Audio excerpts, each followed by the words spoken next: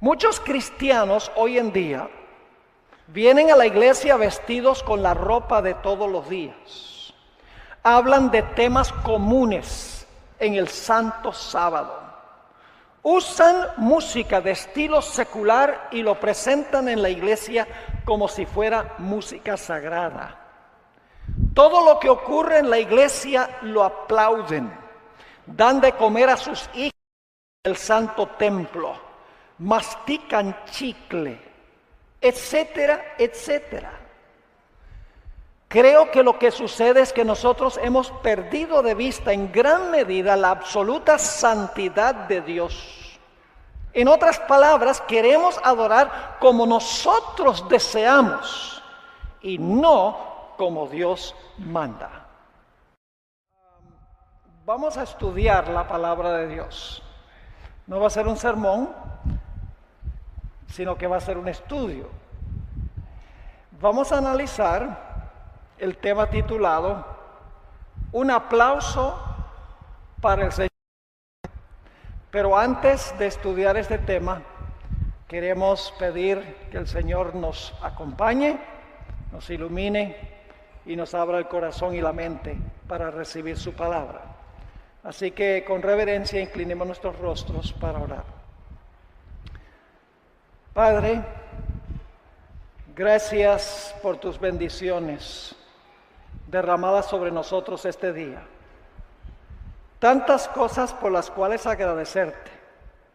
La vida, la salud, el aire fresco, el sol, el privilegio de pertenecer a tu pueblo, tu verdad. Tantas cosas que tomamos por sentado, pero que son bendiciones de tus manos. Gracias. Esta noche venimos una vez más ante tu trono, pidiendo tu sabiduría. Nuestras mentes humanas no son capaces de comprender las grandes cosas de Dios. Por eso necesitamos, cuando abrimos tu santo libro, tu ayuda. Por eso pedimos, Señor, que tú nos acompañes por medio del ministerio de tu Santo Espíritu y tus ángeles. Manténnos despiertos, que podamos entender, que podamos recibir y también podamos aplicar lo que vamos a estudiar. Gracias por escuchar esta oración, pues te lo pedimos en el precioso nombre de tu Hijo, Cristo Jesús. Amén. Ahora, quiero comenzar diciendo que existe un concepto común en el mundo cristiano. Y esa idea es que en el Antiguo Testamento Dios tenía reglas estrictas de culto, pero que ahora en el Nuevo Testamento, como estamos bajo la gracia, a Dios no le importa cómo nosotros adoramos. En otras palabras, Dios ha cambiado con los tiempos. De un disciplinario estricto en el Antiguo Testamento, ahora Dios se ha convertido en un abuelo bonachón que permite que sus nietos le rindan homenaje como quieran. Sin embargo, el testimonio bíblico es claro de que Dios requiere que hagamos una distinción entre lo que es santo y lo que es común, entre lo que es sagrado y lo que es secular. Dios es particular en la forma en que vestimos, en la forma en que cantamos, en la forma en que nosotros adoramos. La Biblia tiene varias historias en cuanto a la importancia de no presentarle a Dios nuestro método de adoración, sino el método que Dios ha establecido. Recordamos, por ejemplo, la historia de Nadab y Abiú, que tomaron fuego común y se lo presentaron a Dios como si fuera santo. tenemos la historia de Usa, que con sus manos tocó el arca sagrada.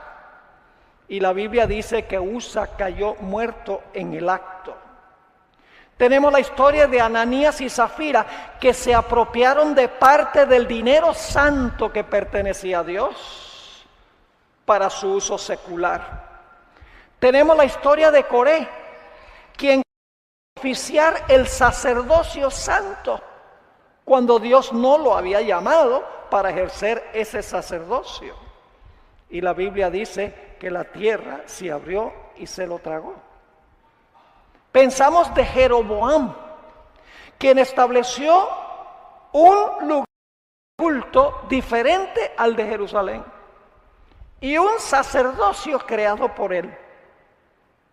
Ustedes saben que el castigo de Dios fue drástico, porque el lugar de culto que él estableció no era santo, ni el sacerdocio que estableció era santo tampoco. Dios dijo, el sacerdocio tiene que ser de la familia de Aarón y tiene que ser en Jerusalén. Y luego estudiamos en cuanto a Belsasar, quien tomó los vasos sagrados del templo y los usó en un banquete secular, inclusive metiendo en los vasos vino fermentado que aturdió a los que estaban presentes allí. Estas son solo algunas de las historias de la Biblia, a donde claramente se demuestra cómo es que Dios es muy estricto en la forma en que nosotros tratamos lo que es sagrado. Cuando Dios nos habla en serio. Una de las costumbres que se ha proliferado en la iglesia, inclusive en muchas iglesias adventistas, es el de aplaudir prácticamente todo lo que se realiza en la iglesia. Esta costumbre de aplaudir se ha infiltrado en el templo de Dios. Y por eso nosotros debemos preguntarnos, ¿será esa la forma en que debemos responder a las diferentes partes del culto? ¿Qué nos dice la Biblia que debe ser nuestra respuesta, por ejemplo, cuando se presenta una música especial? O cuando el pastor dice algo en su sermón que toca nuestra alma o nuestro corazón. ¿Cómo debe responder la congregación según la Sagrada Escritura? ¿Lo debe hacer aplaudiendo? Eso es lo que nosotros queremos en nuestro tema de esta noche. Primero definamos la palabra aplauso. La palabra aplauso se define como palmoteo en señal de aprobación o entusiasmo. Pero esa no es la única definición, porque el diccionario sigue diciendo que aplauso significa reconocer, elogiar, aprobar, aclamar, ameritar o loar. Ahora, yo creo que todos estaríamos de acuerdo que la práctica de aplaudir es una práctica que impera también en conciertos, en eventos deportivos, en actos sociales. Es decir, a través de la historia, los aplausos han sido una respuesta secular a un evento secular. Pero esta práctica se ha infiltrado a la iglesia. Y necesitamos preguntarnos, ¿será que la razón por la cual esta práctica entró a la iglesia es porque se sentaron los eruditos de la iglesia, los ministros de la iglesia, y dijeron, bueno, vamos a ver qué dice la Biblia, cómo debemos adorar a Dios? Y entonces estudiando dicen, debemos estar aplaudiendo en los cultos. ¿Será esa la forma? ¿Esta reacción entró a la iglesia? No. Esta noche vamos a estudiar todos los versículos de la Biblia que hablan del aplauso, para ver si enseña que esa debe ser la forma en que nosotros respondemos a las diferentes partes del culto. Ahora, en el Antiguo Testamento el aplauso no se menciona en el Nuevo Testamento. Pero en el Antiguo Testamento el aplauso se usa para referirse a 4 diferentes cosas. Y quiero compartir con ustedes los 4 diferentes contextos del Antiguo Testamento en que aparece el aplauso. En primer lugar, en el Antiguo Testamento el aplauso se usa para manifestar júbilo cuando era elegido un nuevo rey.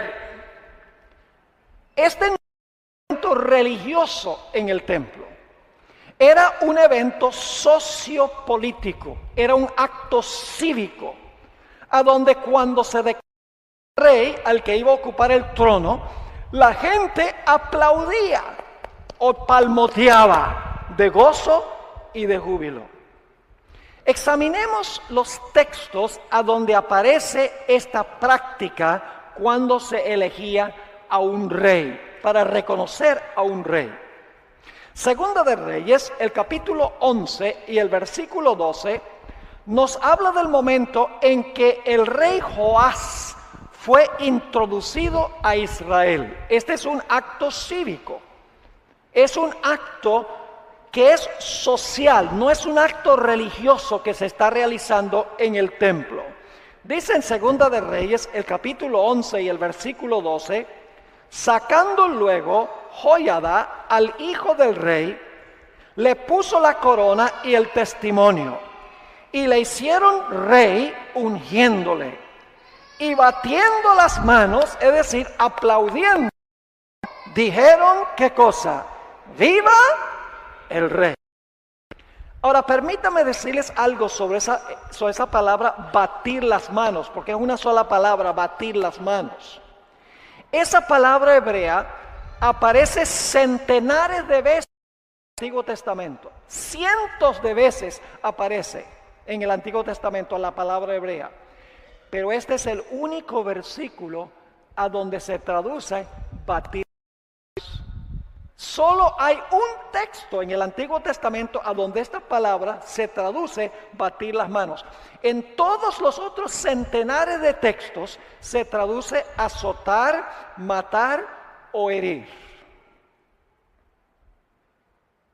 El otro lugar donde se encuentra el acto de reconocer a un rey se encuentra en el Salmo 47 y el versículo 1. Salmo 47 y el versículo 1.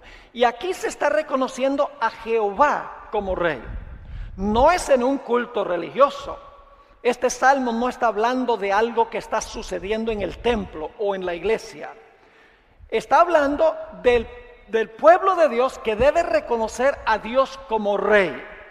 Dice allí en el Salmo 47 y el versículo 1, pueblos todos, batid las manos, aclamad a Dios con voz de júbilo. Ahora, esta palabra hebrea que se usa aquí, batir las manos, es la misma palabra que se encontró en Segunda de Reyes, el capítulo 11 y el versículo 12. Quiero mencionarles que esta palabra que se traduce batir las manos en el Salmo 47 y el versículo 1, está centenares en el Antiguo Testamento.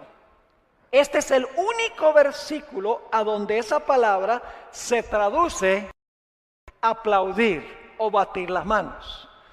Todas las demás referencias a esta palabra específica se traducen la de la mano, la planta del pie o para describir algo que es hueco. Centenares de veces se traduce de esa manera. El Salmo 47 y el versículo 1 es el único lugar a donde se traduce esta palabra hebrea, batir o aplaudir, y no se está refiriendo a lo que sucedió en un culto religioso en el templo.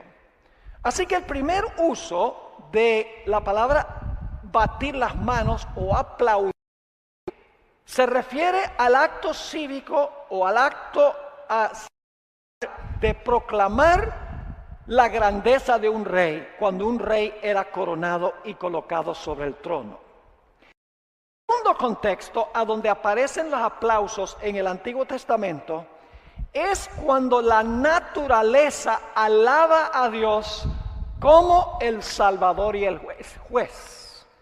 Es decir, estas referencias no están hablando de gente que está aplaudiendo, sino que metafóricamente, alegóricamente, la naturaleza está batiendo las manos alabando a Dios, no los seres humanos en un contexto religioso de la iglesia. Hay dos textos del Antiguo Testamento a donde se describe a la naturaleza aplaudiendo a Dios. Isaías 55 y el versículo 12, Isaías 55 y el versículo 12 dice lo siguiente: porque con alegría saldréis, con paz seréis vueltos, los montes y los collados levantarán canción delante de vosotros, y todos los árboles del campo darán palmadas de aplauso. Yo pregunto, ¿los árboles están aplaudiendo? ¿Están aplaudiendo en el templo? ¿Ustedes conocen un árbol que aplaude? Esto es idioma metafórico, es idioma simbólico, porque nosotros sabemos que los árboles no aplauden.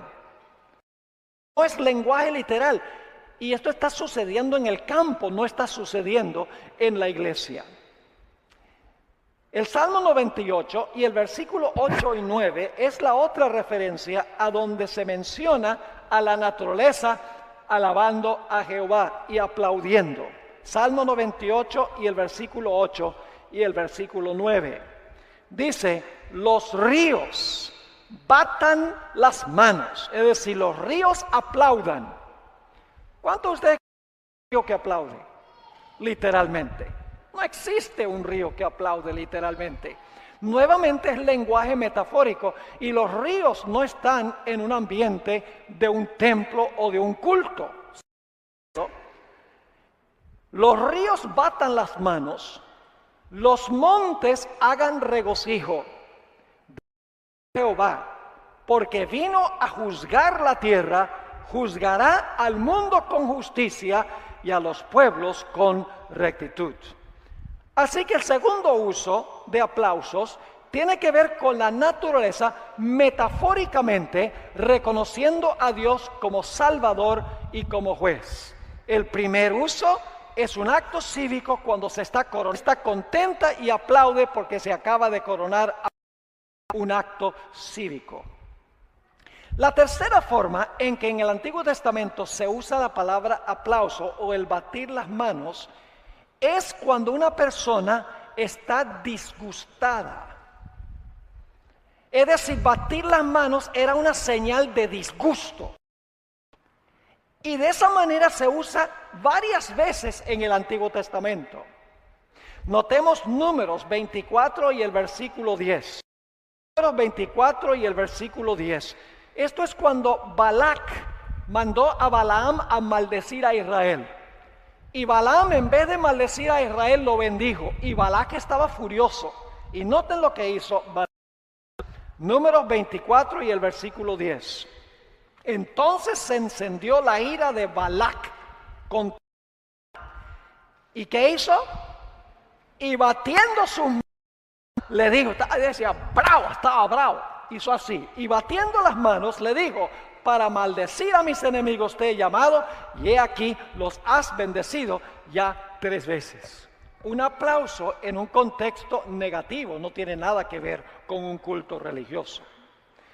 También se usa de esta manera en Ezequiel el capítulo 6 y el versículo 11. Ezequiel el capítulo 6 y el versículo 11. Aquí Ezequiel está lamentando toda la maldad que hay en Judá. Y fíjense cómo es que Ezequiel expresa su ira y su enojo por la maldad que se está realizando en Judá. Ezequiel 6 y el versículo. Así ha dicho Jehová el Señor, palmotea con tus manos y golpea con tu pie. Pueden imaginarse lo que está pasando aquí, ¿verdad? Dios le está diciendo a Ezequiel, mira, si vas a expresar tu ira, junta las manos y palmotea y pisa con los pies para mostrar tu ira. Así ha dicho el Señor, palmotea con tus manos y golpea con tu pie y di, ay por todas las grandes abominaciones de la casa de Israel, porque con espada y con pestilencia. En Ezequiel 22 y el versículo 13, encontramos aquí que el Señor bate sus manos por ira justo, por la avaricia y el derramamiento de sangre que había en la ciudad de Jerusalén. Ezequiel 22 y el versículo 13, Dios dice, he aquí que batí mis manos a causa de tu avaricia que comiste y a causa de la sangre que derramaste en medio de ti. Nuevamente, el palmoteo significa una manifestación de ira pecados que estaba cometiendo el pueblo de Israel. Se usa en forma similar en Ezequiel 21 y el versículo 17. Ezequiel 21, versículo 17. Dice, y yo también batiré mi mano contra mi mano y haré reposar mi ira. Yo, Jehová, he hablado. Y luego Ezequiel 21 y el versículo 14 tiene la misma idea. Dice, tú pues, hijo del hombre, profetiza y bate una mano contra otra y duplíquese y triplíquese el furor de la espada homicida. Esta es la espada de la gran matanza que los... Esos son todos los de batir las manos como manifestación de ira. No hay otro versículo en el Antiguo Testamento a donde se use la palabra en este sentido. Así que hemos visto tres formas en que aparece el aplauso en el Antiguo Testamento. Para el acto cívico de instalar a un rey, una actividad secular que no está pasando en el templo. Una forma alegórica en que los ríos y los árboles alaban a Dios como el juez y como el salvador. Y luego como una manifestación de ira y de por el pecado que existe entre el pueblo de Dios. Obviamente esto no está pasando en un culto religioso. El cuarto contexto en que se usa el aplauso es para manifestar una alegría morbosa por la mala fortuna que sobrecae a otros. Es decir, es una forma en que las personas que se alegran por el mal que le cae a otros, ellos lo manifiestan aplaudiendo. Vamos a notar algunos versículos donde se usa de esa manera. Ezequiel 25 y el versículo 6 y el versículo 7. Aquí encontramos que los amonitas manifestaron su gozo y su alegría cuando Israel fue destruido por los babilonios. Cuando Judá fue destruido por los babilonios, los amonitas, que eran enemigos de Israel, se alegraron. Y fíjense cómo manifestaron su alegría. Ezequiel 25 y el versículo 6 y el versículo 7. Porque así ha dicho Jehová el Señor: por cuanto batiste tus manos y golpeaste con tu pie. ¿Qué estaban haciendo los amonitas? Estaban diciendo, bien hecho. Esa es la reacción. Ahora fíjense. Porque así ha dicho Jehová el Señor: por cuanto batiste tu, golpeaste con tu pie y te gozaste en el alma con todo tu menosprecio para la tierra de Israel, por tanto, he aquí yo extenderé mi mano contra ti, haré a las naciones para ser saqueada, te cortaré de entre los pueblos y te destruiré de entre las tierras, te exterminaré y sabrás que yo soy Jehová, porque tú te burlaste y tuviste goza por lo que pasó a mi pueblo, te voy a destruir, dice Dios, porque aplaudiste y zapateaste.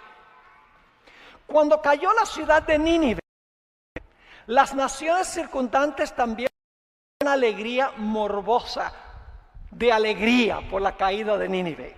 Noten el libro de Nahum, el capítulo 3 y el versículo 19. Nahum, el capítulo 3 y el versículo 19. Dice, no hay medicina para tu quebradura. Tu herida es incurable. Todos los que oigan tu fama batirán sus manos sobre ti, porque ¿sobre quién no pasó continuamente tu maldad? Es decir, era tan malvada la ciudad de Nínive que cuando cayó, la gente se alegró y batió las manos y dijo, bien hecho. Una alegría morbosa por la mala fortuna que le cayó a la ciudad de Nínive. En Job 27 y el versículo 23 se usa en forma similar.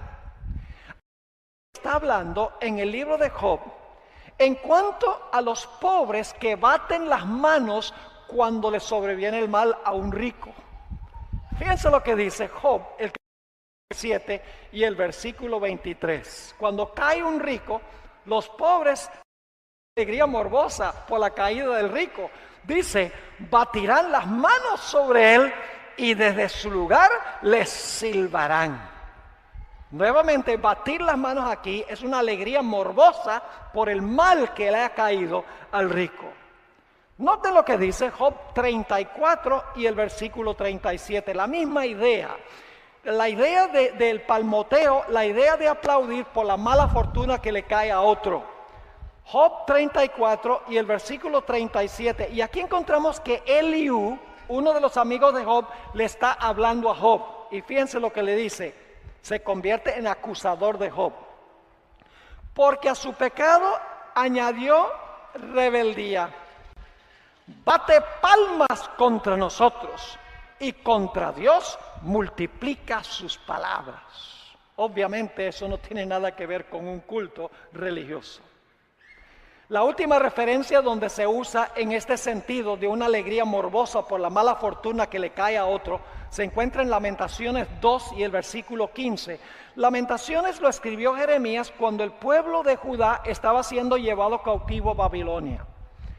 Y en Lamentaciones 2 y el versículo 15 nos dice en cuanto a la reacción de las naciones circundantes cuando Judá fue llevado cautivo.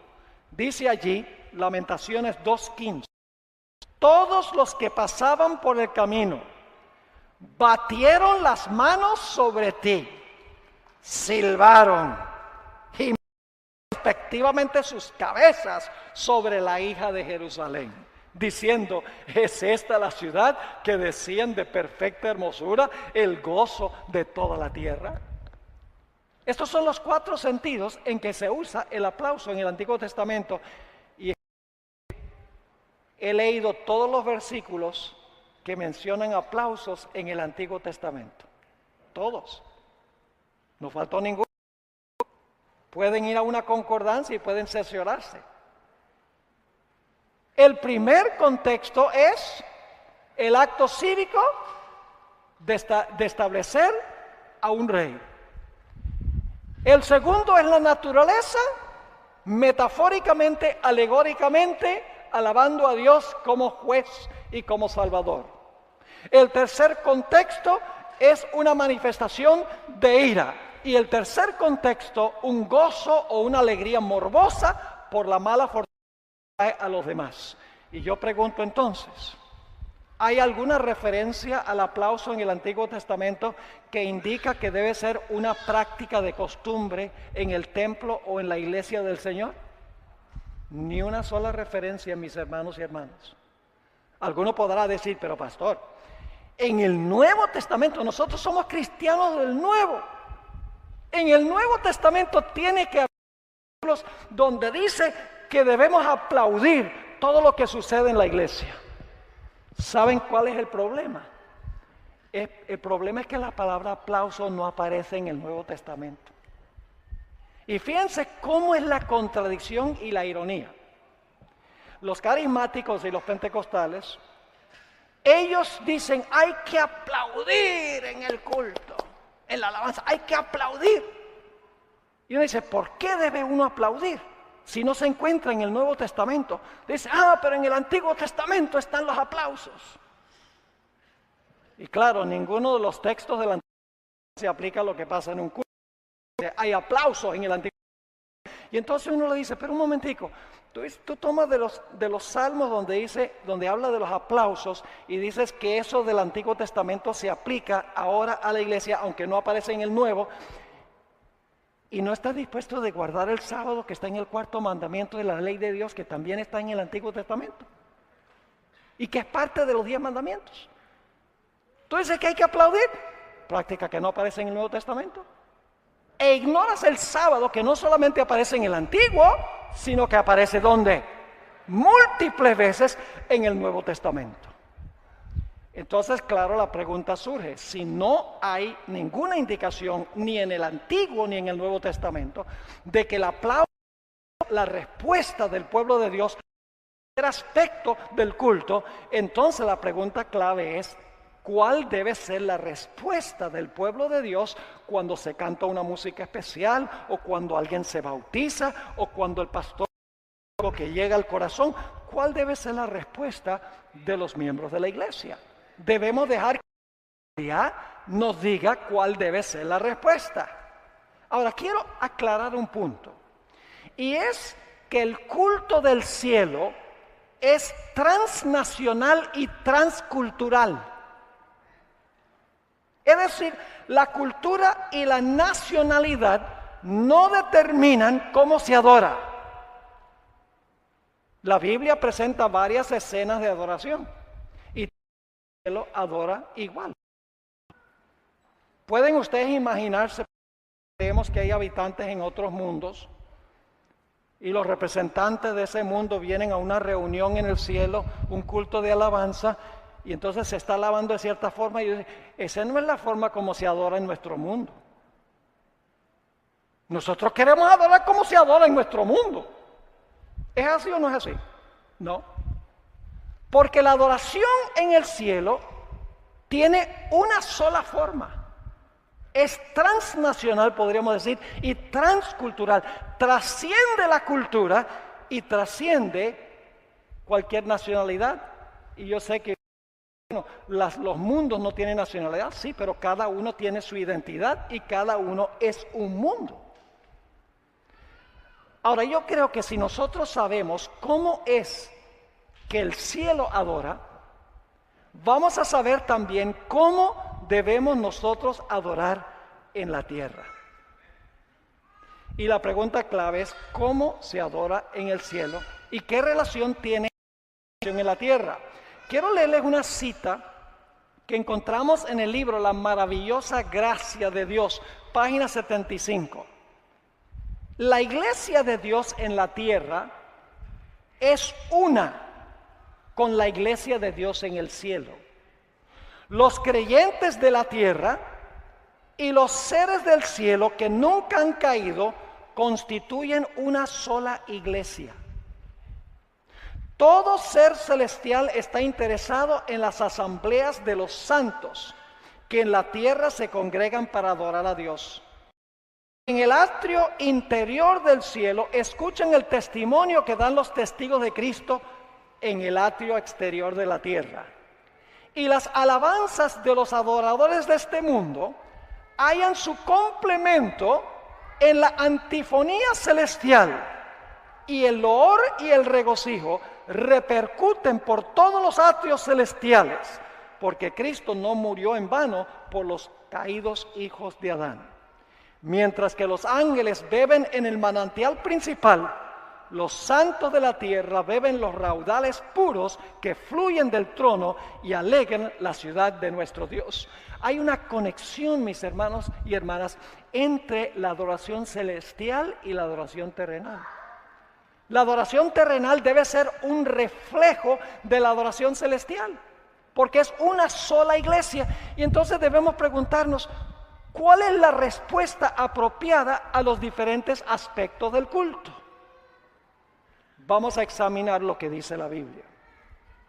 En Deuteronomio 27, no vamos a leer todo el capítulo, pero les voy a mencionar que cuando los levitas le enseñaron al pueblo de Israel, todo lo que encontramos en ese capítulo 27 de Deuteronomio son palabras de los levitas. Ellos le están hablando al pueblo de Israel. Después de cada parte de su enseñanza, dice 12 veces en el capítulo que el pueblo respondió diciendo amén. Cada vez que los levitas, que eran los instructores en Israel, daban una enseñanza en ese capítulo, la respuesta del pueblo era amén. Vamos a notar múltiples lugares de la Biblia en un ambiente de adoración, cómo respondía la gente ante la adoración del Señor. Hay varios textos, Primera de Crónicas 16 y el versículo 36. Primera de Crónicas 16, 36. No van a poder conseguir todos estos versículos rapidito. Voy a pasar rápido por ellos, anótenlos. Dice allí, bendito sea Jehová, Dios de Israel, de eternidad a eternidad. Y dijo todo el pueblo, aplaudamos. No, eso no es lo que dice. Y dijo, cuando dice, bendito sea Jehová, Dios de Israel, de eternidad a eternidad, dijo todo el pueblo que, amén, y alabó a Jehová. Nehemías 5:13, Nehemías 5:13, el libro de Nehemías se restauró la religión de Israel después del cautiverio. Dice, además sacudí mi vestido y dije, así sacuda Dios de su casa y de su trabajo a todo hombre que no cumpliere esto, y así sea sacudido y vacío. Y respondió la congregación, ¿qué cosa?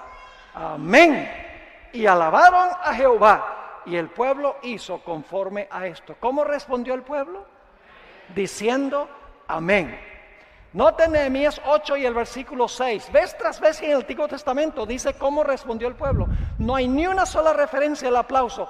Todas las veces aparece la respuesta del pueblo como diciendo. Nehemías 8 y el versículo 6. Cuando Nehemías leyó del libro de la ley que Dios le dio a Moisés para el pueblo, dice, bendijo entonces Esdras a Jehová, Dios grande, y todo el pueblo respondió, ¿qué? Amén. Amén, alzando sus manos y se humillaron y adoraron a Jehová, inclinados a tierra. ¿Cómo respondió el pueblo? No solo diciendo amén, sino una segunda vez diciendo amén. Salmo 106 y el versículo 48, Salmo 106 y el versículo 48, dice, bendito Jehová, Dios de Israel, desde la eternidad hasta la eternidad. Y diga todo el pueblo, amén, ¿y qué más? Aleluya. Ahora vemos otra palabra descriptiva. Diga todo el pueblo, amén y aleluya. Salmo 41 y el versículo 13, son muchos versículos. Vamos a ir en un momento al Nuevo Testamento, tanto el Antiguo como el Nuevo están en armonía en este asunto. 41 y el versículo 13, bendito sea Jehová, el Dios de Israel, por los siglos de los siglos. Amén y amén. 72 y el versículo 9, Salmo 70. Solamente estoy escogiendo algunos versículos, hay muchos más. Salmo 72, 19 dice, bendito, glorioso para siempre, y toda la tierra sea llena de su gloria. Amén y amén. Ahora, ¿será que en el Nuevo Testamento vemos la misma respuesta? Ya mencionamos que no hay aplausos en el Nuevo. En Apocalipsis hay varias escenas de adoración. ¿Cómo responden los seres celestiales cuando el Señor toca sus corazones y están emocionados por lo que está sucediendo? Noten Apocalipsis 5 y el versículo 14. Apocalipsis 5 y el versículo 14. Esto es cuando el Señor Jesucristo llega al cielo con la hueste angélica. Y dice lo siguiente, los 4 seres vivientes decían ¿qué? Amén. Y los 24 ancianos se postraron sobre sus rostros y adoraron al que vive por los siglos de los siglos. Y esto se está realizando en el lugar santo del santuario. Y los 24 ancianos están diciendo, los seres vivientes están diciendo ¿qué cosa? Amén. Noten Apocalipsis 7 y el versículo 11 y 12. Apocalipsis 7 y el versículo 11 y el versículo 12. Y todos los ángeles estaban en pie alrededor del trono y de los ancianos y de los 4 seres vivientes. Y se postraron sobre sus rostros delante del trono y adoraron a Dios diciendo, ¿qué cosa? ¿Cómo lo adoraron? ¿Aplaudiendo?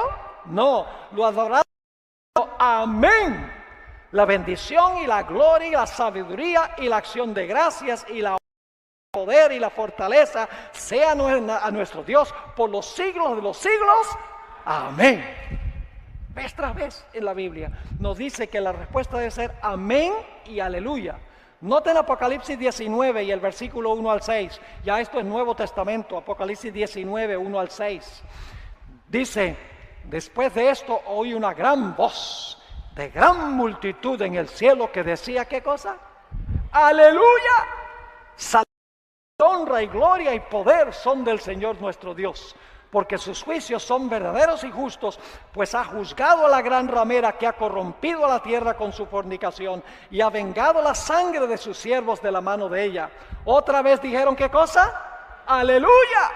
Y el humo de ella sube por los siglos de los siglos. Y los 24 ancianos y los 4 seres postraron en tierra y adoraron. Fíjate que este es un culto de adoración. Y adoraron a Dios que estaba sentado en el trono y decían, ¿qué cosa? Amén, aleluya.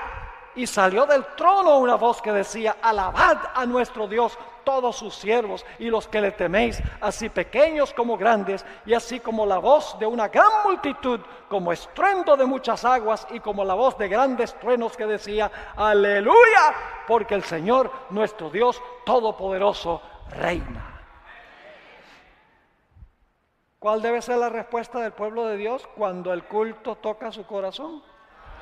Amén y aleluya. Es lo que enseña la Biblia. Enseña que se debe aplaudir. En unos momentos les voy a mencionar por qué los aplausos no pueden competir con el amén y con el aleluya. Notemos una escena de adoración en el Antiguo Testamento, Isaías 6 y el versículo 1 al 3. Isaías 6 y el versículo 1 hasta el versículo 3. Allí encontramos la experiencia del profeta Isaías cuando fue llamado por Dios en los días del rey Usías. Y él vio a Jehová sentado en su templo celestial. Y fíjense los seres celestiales que hacían. ¿Será que aplaudían y decían, gloria a Dios, y aplaudían? No. Dice allí en Isaías 6, 1 al 3, en el año que murió el rey Usías, vi yo al Señor sentado sobre un trono alto y sublime, y sus faldas llenaban el templo. Por encima de él había serafines, cada uno tenía 6 alas. 2 alas cubrían sus rostros, con 2 cubrían sus pies, y con 2 volaban. Fíjese qué reverencia que cubrían, se cubrían completamente el cuerpo. Solo usaban 2 alas en señal de reverencia. ¿Y qué cantaban? Diciendo, y el uno al otro daba voces diciendo, ¿qué cosa? Santo, santo, santo, Jehová de los ejércitos, toda la tierra está llena de su gloria. Escuchen lo que voy a decir. El aplauso lo que es ruido. Lenguaje no verbal. ¿Eso es ruido? ¿El aplauso habla? No. Pero yo pregunto, ¿qué significa la palabra amén? ¿Tiene un significado verbal? Significa así sea o así es. ¿Y qué tal aleluya? ¿Es lenguaje verbal? Sí, ¿qué significa aleluya? Significa alabado sea el Señor. Halel es alabado. Y ya es Jehová. Alabado sea Jehová. Es decir, los aplausos son sencillamente ruido. Pero la palabra amén y la palabra aleluya tienen significado verbal. Y miren, en los cultos que se hacen en el cielo, la reacción de la gente siempre, de los seres celestiales, siempre es verbal. Nunca es aplaudiendo. La respuesta siempre es verbal. Están cantando palabras que se entienden. Están cantando himnos que tienen letra. Noten el Salmo 98 y el versículo 4 al 6. Salmo 98 y el versículo 4 al 6. Es lindo esto. Dice, cantad a Jehová toda la tierra.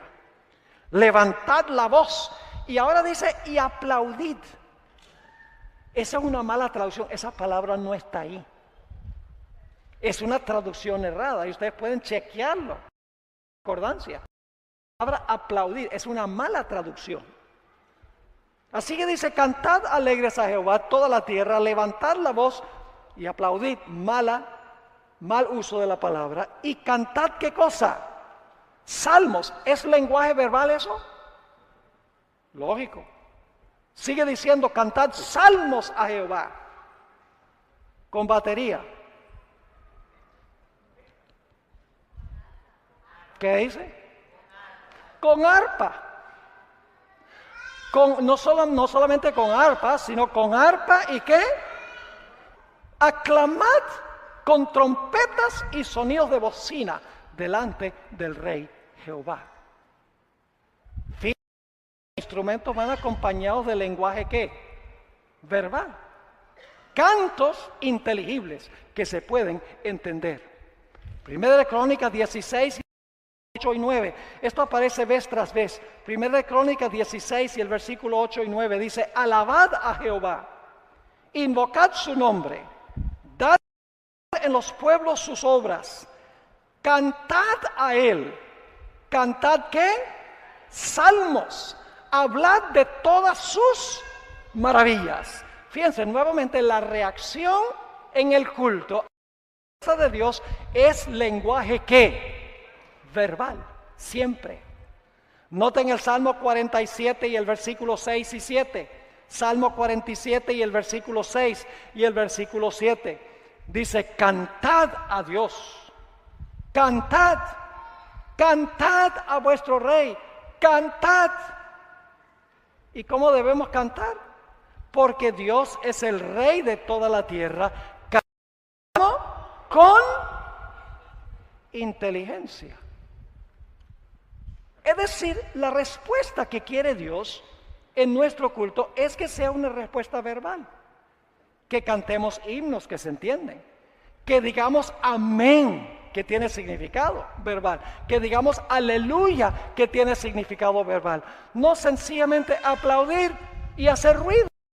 Que créanme, hermanos y hermanas, vamos a ver en unos momentos que el acto de aplaudir le manda un mensaje a la persona que está predicando o la persona que está presentando la música especial. Tiene la tendencia a decir, ve, la gente le gustó. Hay el peligro tremendo de que la persona que está al frente va a entender que los aplausos son para el que está cantando o para el que está hablando y no para el Señor, a pesar de que la gente dice, démosle un aplauso al Señor. Muchas veces esa es la excusa que se usa, démosle un aplauso al Señor. Ahora escuchen bien.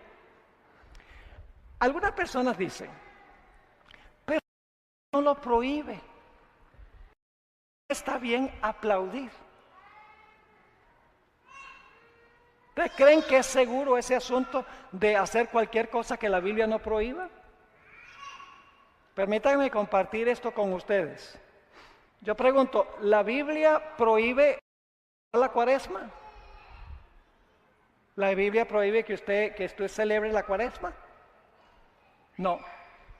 ¿La Biblia prohíbe que usted guarde el domingo? No. ¿La Biblia prohíbe que usted bautice a un bebé? No. ¿La Biblia prohíbe que usted bautice a alguien por infusión o por aspersión? No. ¿La Biblia prohíbe el celibato? No. Así que como la Biblia no lo prohíbe, lo podemos hacer. Fíjense lo que dice la sierva del Señor en cuanto al papado. Dijo, Roma empezó por ordenar que Dios no había prohibido y acabó por prohibir lo que él había ordenado explícitamente. Lo voy a leer de nuevo porque es muy significativo. Roma empezó por ordenar cosas que Dios no había prohibido y acabó por prohibir lo que él había ordenado explícitamente. Y un ejemplo es el domingo. Decía, bueno, la Biblia no prohíbe la observancia del domingo. Así que entró a la iglesia el domingo porque la Biblia no lo prohibía. Pero entonces, en el curso del tiempo, Lo que no estaba, la iglesia dice, esto hay que guardarlo, mientras que lo que está, el sábado lo prohibió. Así que ten mucho cuidado de que la Biblia no lo prohíbe, está bien hacerlo. Mencionar que este asunto tiene algo que ver también con el asunto de la ordenación de las mujeres. Porque uno de los argumentos es, la Biblia no prohíbe que ordenemos mujeres. No van a encontrar un versículo de la Biblia que dice que no podemos ordenar mujeres. Van a encontrar en la Biblia textos que dicen que el anciano o el pastor debe ser marido de una mujer. La Biblia es explícita en cuanto a lo que se debe hacer. No prohíbe la ordenación de las mujeres, pero sí dice que los ancianos y los pastores deben ser varones, deben ser hombres. Así como la Biblia no prohíbe la observancia del domingo, pero la Biblia dice, sí, el sábado es el día que tienes que guardar. ¿Me están entendiendo lo que estoy diciendo? Así que nada más porque la Biblia no lo prohíba, no significa que debemos nosotros practicarlo. ¿Saben cuál es el problema? El problema, hermanos y hermanas, es que muchas personas vienen a la iglesia porque quieren emoción, quieren emocionarse en la iglesia. Como decimos en inglés, they want to have a good time. Permítame leerles una cita de la hermana White. Conflicto de los siglos 516. Significativo esto. Hablando del protestante, pero yo creo que ella, si estuviera viva hoy, también diría que este problema existe en nuestra iglesia. Dice, los reavivamientos populares son provocados demasiado a menudo por llamamientos a la imaginación, que excitan las emociones y satisfacen la inclinación por lo nuevo y extraordinario. ¿Captaron esa cita? Nuevamente dice, excitan las emociones y satisfacen la inclinación por lo nuevo y extraordinario, lo novedoso. Sigue diciendo, los conversos ganados de este modo manifiestan poco deseo de escuchar la verdad bíblica. Los que tienen estos cultos emocionantes, cuando usted le empieza a enseñar la doctrina, le dice, qué aburrido es eso. A mí me gusta saltar, y me gusta hablar en lengua, y me gusta levantar las manos, me gusta danzar en el Señor.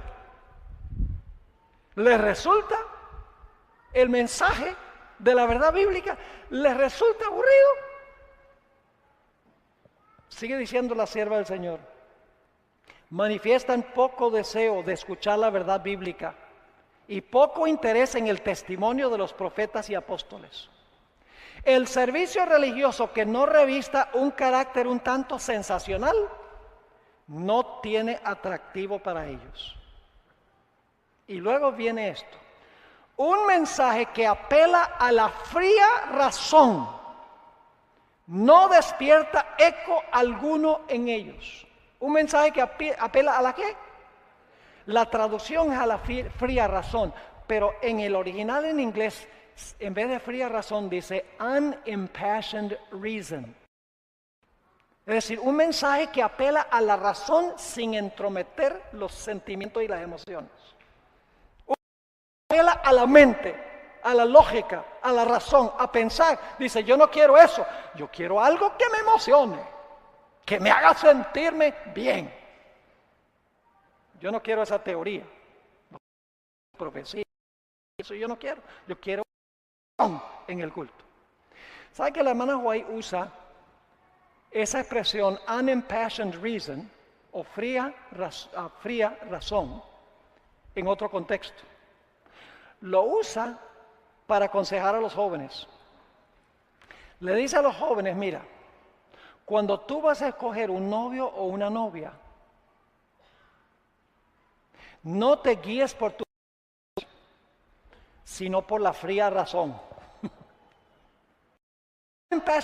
No dejes, en otras palabras, que tu corazón diga, ay, me hace latir el corazón tanto más. Me hace sudar. Me emociona. No, la hermana White dice, ahí te vas a equivocar. Tienes que fijarte, no dejes se entrometan. Razona y piensa, usa la cabeza. Eso es lo que dice la hermana White, dice, la gente que quiere pura emoción en el culto, aplausos y gritos y menearse y tambor, quieren emoción, pero muchas veces dicen, no me hables de doctrina ni hablas del mensaje, porque lo único que yo necesito es Cristo. Pero las doctrinas, mis hermanos y hermanas, existen para proteger nuestra relación con Cristo.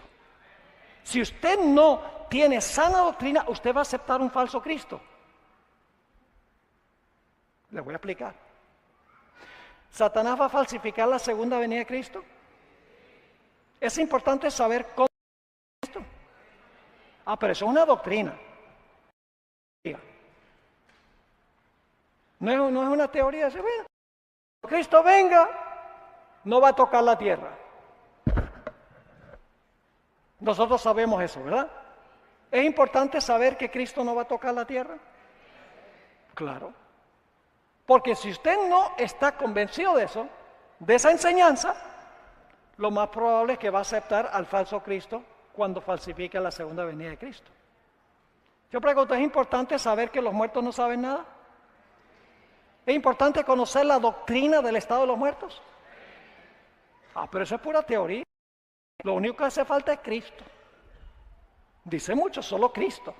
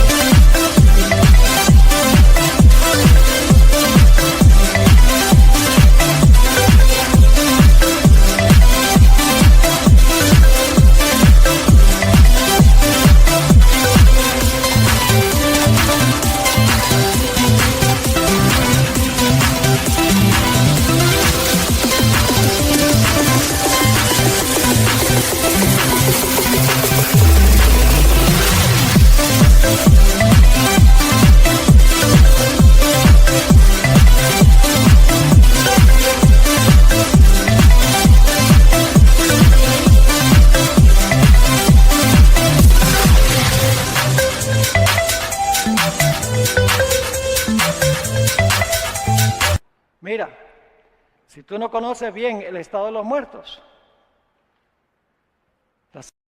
que se te van a aparecer demonios disfrazados de familiares y te van a decir que son enviados por Cristo y te van a decir cosas bonitas. Y si tú no estás seguro en cuanto al estado de los muertos, te van a engañar. Yo pregunto, ¿el sábado es una doctrina que ayuda en nuestra relación con Cristo? Sí. Es todo un día que podemos pasar con eso. ¿Qué tal la relación?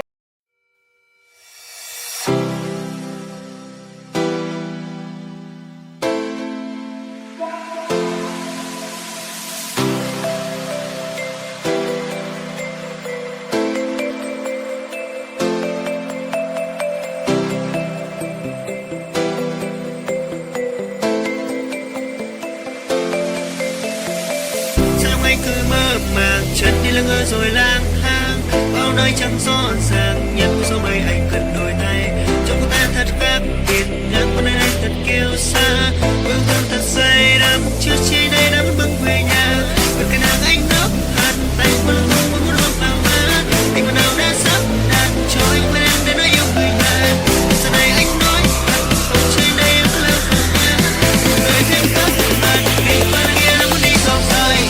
Hãy subscribe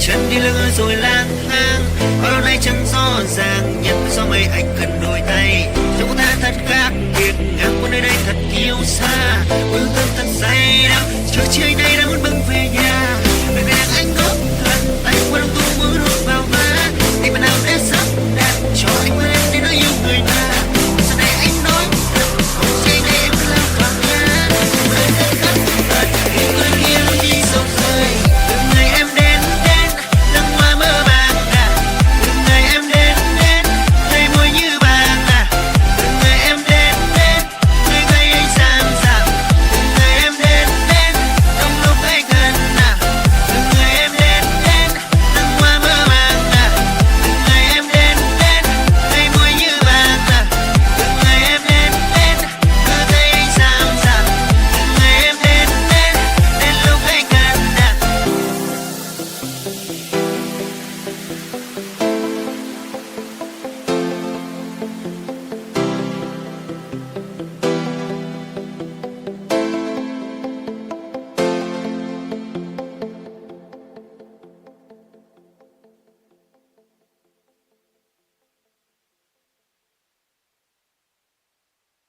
Forma pro salud es una doctrina de la iglesia. ¿Es importante esa doctrina? Sí, porque cuando tenemos un cuerpo sano y una mente clara, podemos captar mejor la voluntad de Dios y tener una relación más estrecha con Jesús. Esta idea de que solo Cristo y nada de doctrina es falso. Pero hoy en día los cristianos dicen solo Cristo, quiero tener emoción, sentimientos, I want to feel, dicen. Ahora, ¿qué dice Elena G. de White sobre el aplauso? Muy interesante, yo busqué todas las referencias donde la hermana White usa la palabra applause. 113 veces la hermana White usa la palabra applause o aplauso. Nunca emplea esa palabra para describir algo que se hace en un culto. Nunca. Y casi el 100% de las referencias la hermana White presenta el aplauso con una connotación negativa, como algo que se debe evitar.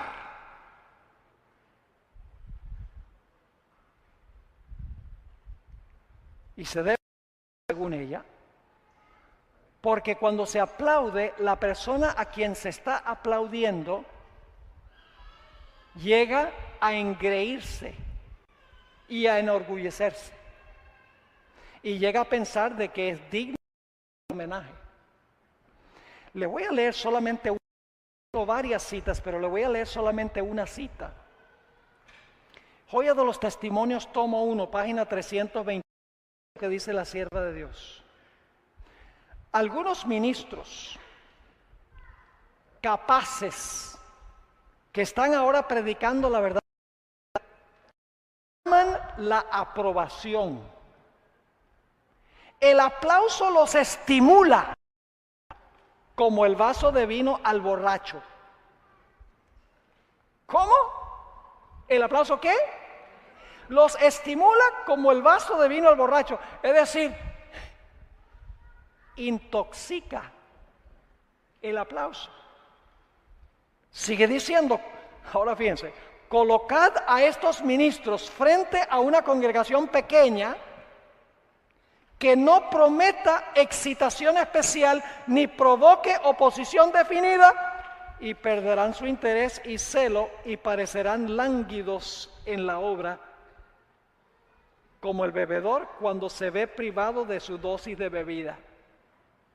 Estos hombres no llegarán a ser obreros verdaderos y prácticos hasta que hayan aprendido a trabajar sin la excitación del aplauso.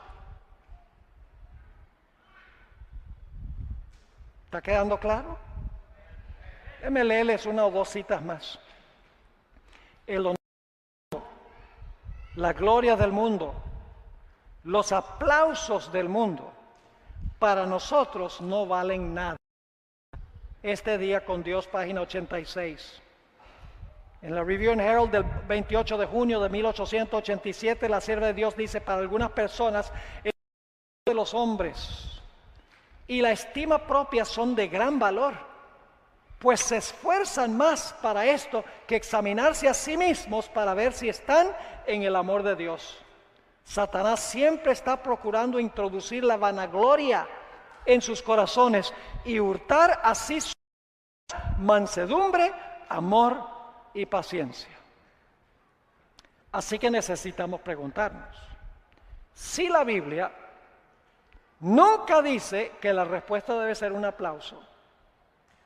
Si la Biblia dice que nuestra respuesta en el culto debe ser amén o aleluya, porque eso le tributa única y exclusivamente honra y gloria a Dios, entonces, ¿cómo fue que penetró a la iglesia la idea de aplaudir todo lo que sucede en la iglesia? Permítame leerles una cita de Ángel Manuel Rodríguez. Yo creo que ustedes lo conocen, él trabajó en King, Texas, así que lo conocen bien.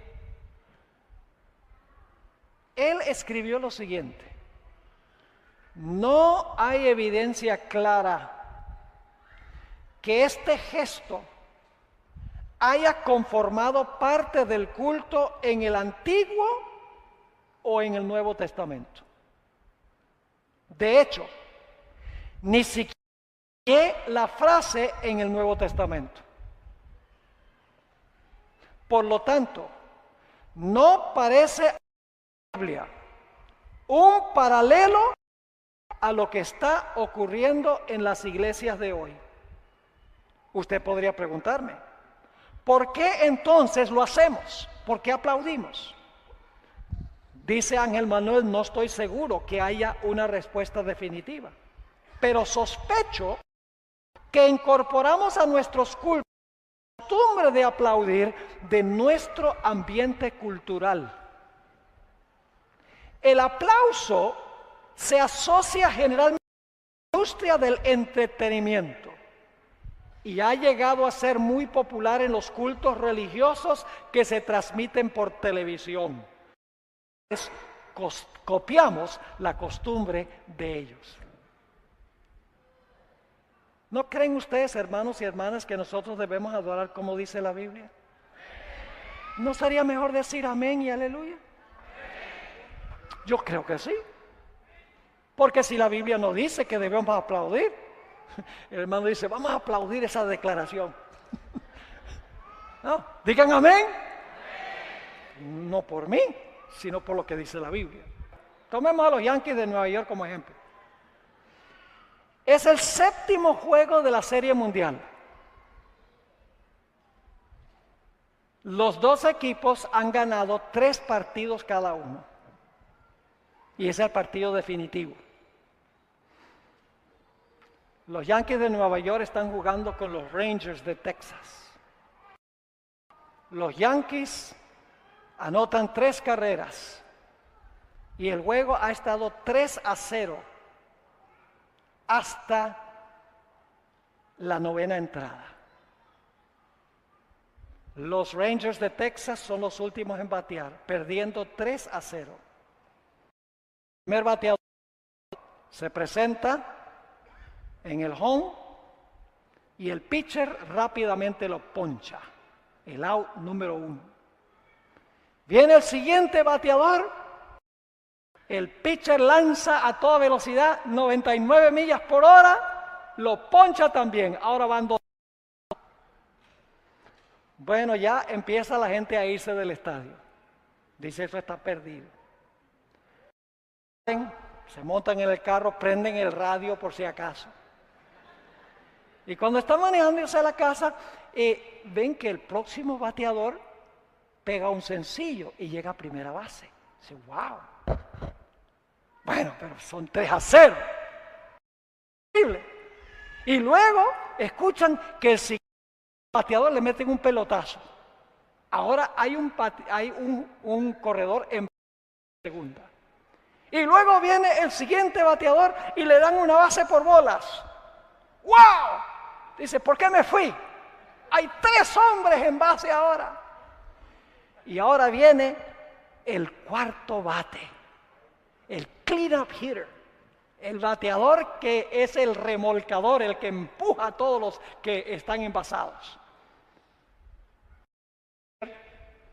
Lanza la bola a toda velocidad, strike número 1.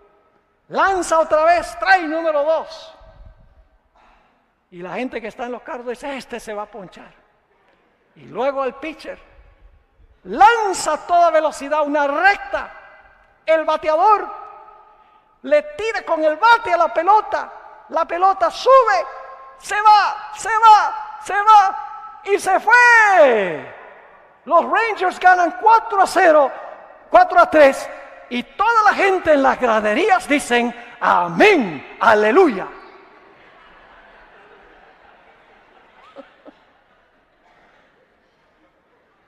¿Qué hacen?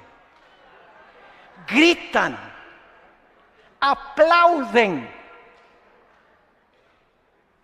El aplauso es una respuesta secular a una actividad secular. El amén y el aleluya es una respuesta sagrada a un evento sagrado. Y debemos adorar como Dios manda, no como nosotros queremos.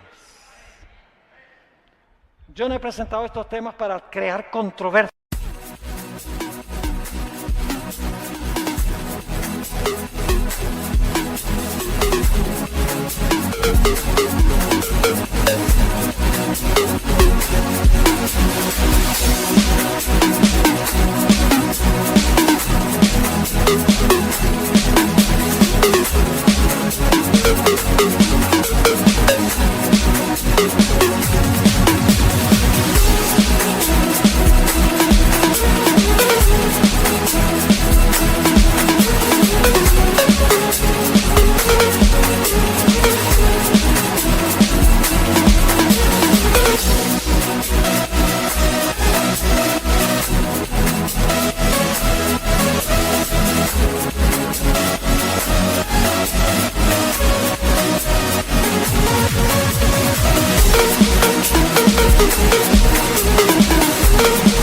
Aquí, en sus iglesias. No vuelvan a sus iglesias, digan, mire, el pastor Borg dijo que debemos deshacernos y debemos hacer esto y debemos hacer aquello. Me van a venir a buscar a California para lincharme. He compartido lo que he compartido, hermanos y hermanas, porque yo amo esta iglesia. Y yo creo que Dios quiere que haya un reavivamiento y una reforma en nuestro método de adorar. Eso es crucial, es fundamental. Dios quiere que en nuestros cultos, el centro del culto sea la predicación de la palabra de Dios. Eso es que este aparato está en el centro de la plataforma. En la iglesia católica es el altar, porque en la teología católica es el sacrificio de la misa que es central. En algunas iglesias adventistas no hay ni púlpito, lo que hay es un escenario. Eso significa que el centro del culto es el drama y la música. Pero en la iglesia adventista tradicionalmente lo que ha estado en el centro es el púlpito. Porque eso da un mensaje que el centro de la adoración adventista es la predicación de la palabra de Dios. Y la respuesta de la iglesia es cantar himnos que cuadran con el mensaje que se ha presentado en la iglesia. Yo sé que hay personas que representan a muchas iglesias en esta área. Hermanos y hermanas, a sus iglesias a criticar.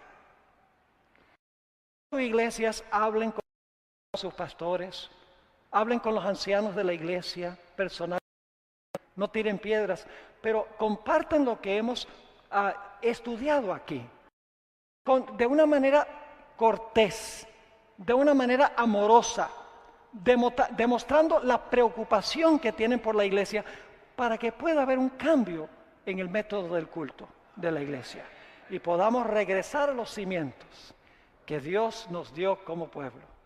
¿Están dispuestos de hacer eso? Da la mano si están dispuestos de hacer eso con cariño y con amor. Gloria al Señor. Inclinemos nuestros rostros para orar. Padre Celestial, hemos hablado de cosas solemnes durante estos días. Lamentablemente se ha convertido en un tema controversial cuando no debería serlo. La adoración es fundamental. Tú has establecido cómo quieres que te adoremos, en espíritu y en verdad. Ayúdanos, Señor, a ir a la Biblia y a buscar en la Biblia la forma en que adoran los seres celestiales. Y ayúdanos, Señor, a copiar ese estilo de adoración en nuestros cultos. Sabemos que la crisis final tiene que ver con la adoración. Ayúdanos, Señor, a adorarte como tú has mandado en tu palabra. Ayúdanos a vivir por toda palabra que sale de la boca de Dios. Gracias, Padre, por escuchar y nuestra oración, pues te lo imploramos en el precioso nombre de Jesús. Amén.